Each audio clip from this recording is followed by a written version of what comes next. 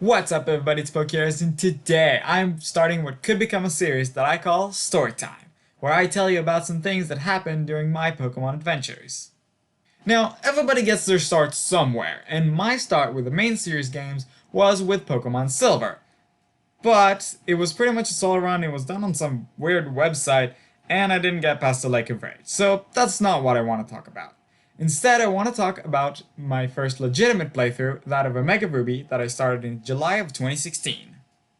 But what's so interesting about it, and why am I mentioning that it was my first playthrough? Well, to be more specific, today I'm going to go over some of the mistakes that I made out of inexperience with the games, cause let's face it, I was a noob back then. Starting off with my training methods. You see, the first time I had to grind my team up, if I remember correctly, was after losing a battle to Steven's Mega Metagross. And yes, that was the only battle that I lost. The way I decided to do that was by battling wild Pokemon in the Victory Road, a process that was long, repetitive, and honestly, boring. What I didn't pick up on back then is that some trainers around the home region are rematchable, and with each time you battle them, their Pokemon grows stronger. Not only do their Pokemon reach a higher level than the wild ones I was battling, they also give increased experience compared to wild Pokemon simply for being trainers' Pokemon. That boost was removed after the Oros games, if you were wondering. Basically, rematching trainers is the best way to train Pokemon in OS. Continuing with legendary Pokemon, specifically with Groudon and Rayquaza. My first mistake was keeping the Master Ball for Rayquaza, because it can be battled indefinitely until caught while Groudon cannot. But more on that later.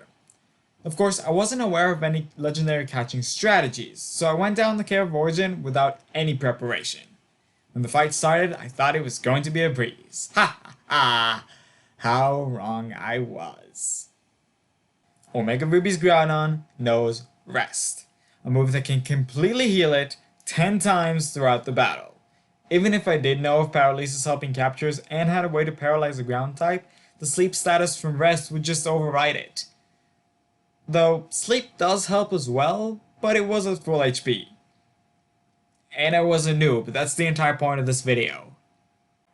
After multiple rests, and me having to lower its HP after every time, I landed a move that was a little too powerful, and KO'd it. Because why would I be aware of False Swipe, a move that can never KO?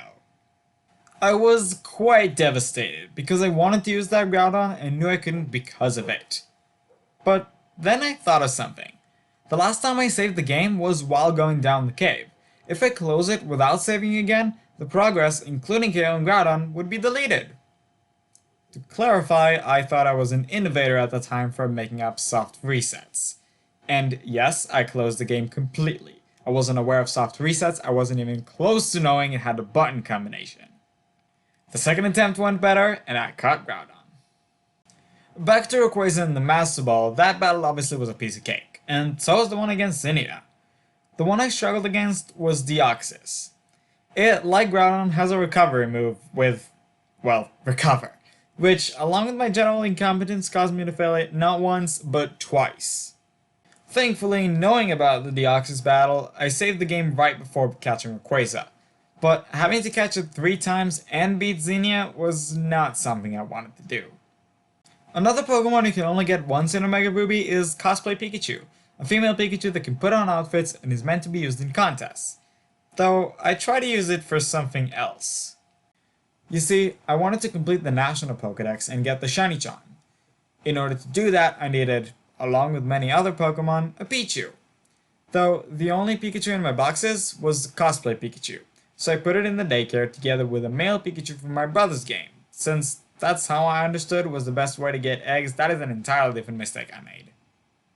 I basically continued going around home waiting to get the egg, but it just never seemed to come.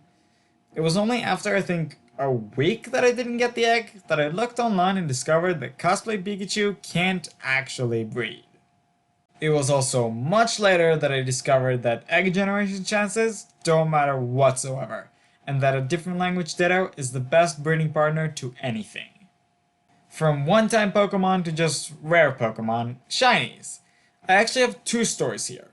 The first one is one that I already told on the channel twice before, once in each of my Shiny Collection Showcase videos, so I'll just go over it quickly. While walking on Route 113, I encountered a shiny Spindle. But since I didn't know you can catch a Pokemon without weakening it, or had a move that wouldn't KO it, I failed it and never found a shiny Spindle again. Not that I ever looked for one. The other story is actually about a shiny that I didn't get. You see, I heard of a way to get a shiny Beldum in ORAS, and separately about the Beldum that Steven gives you in the post-game. And I somehow connected the two stories together, thinking that Steven gives you a shiny Beldum. Of course, I was quite disappointed when I got a normal Beldum from Steven, and it took me a long while to figure out that the shiny Beldum was the launch event of ORAS. Even rarer Pokemon are mythicals, and this is a small story that didn't happen within the game itself, rather it's something that happened in real life while I was playing the game. The announcement of Volcanian. I wasn't aware that it was already discovered through data mining, and I was sure it was a Generation 7 Pokemon being announced, as Pokemon tend to reveal new species of the coming generation like that. I excitedly told a friend about it, which promptly told me about the data mining. I was a little disappointed, to be honest. And as it turned out, my brother never believed it was a Generation 7 Pokemon, even when I was the one to tell him about it. And that's it! Those are some new moments that I had while playing Omega Ruby. Thank you all so much for watching, I hope you all enjoyed. If you did and want to see some more storytime videos, make sure to leave a like and subscribe for more Pokemon content. If you did, make sure to follow me on Twitter with a link down in the description for updates on the channel and my life in general. And with that being said, that's all I have for today, so thank you all so much for watching, and I'll see you later.